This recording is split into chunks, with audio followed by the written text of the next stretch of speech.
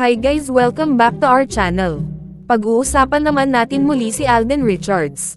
Napag-usapan nga natin si Alden Richards tungkol sa kanyang successful movie kasama si Julia Montes na 5 Breakups and a Romance. Nakalikom nga ito ng mahigit 100 million earnings worldwide. Super saya at thankful naman dito si Alden Richards at si Julia Montes. Sunod-sunod nga ang blessings ni Alden at ngayon naman ay meron na naman siyang movie kasama si Sharon Cuneta na Family of Two.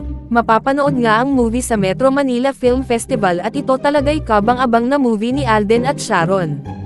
Sa mga nakaraang linggo nga ay usap-usapan ang breakup ng Katniel at ngayon napapatanong kung ano na ang mangyayari sa kanilang career.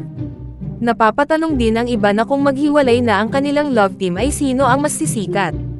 Ang sabi ng iba ay lamang talaga si Catherine Bernardo dahil madami na siyang napatunayan outside the love team, lalo na ang box office movie niya with Alden Richards.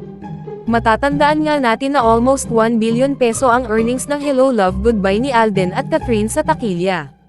Ngayon naman ay natanong ang versatile actor na si Alden kung willing siya makipag-work uli kay Catherine. Ang sabi ng actor na willing daw siya anytime na makatrabaho si Catherine Bernardo at gusto niya daw umano magkaroon ng sequel ang Hello Love Goodbye. Ready naman ako anytime kasi yun nga po yung sinabi ko ng kay Direk Cathy nung pinag-usap ko. Sabi ko, Direk, pag decide kayo ng part 2, kakancel ko muna lahat ng schedule. So ano say ninyo dito guys?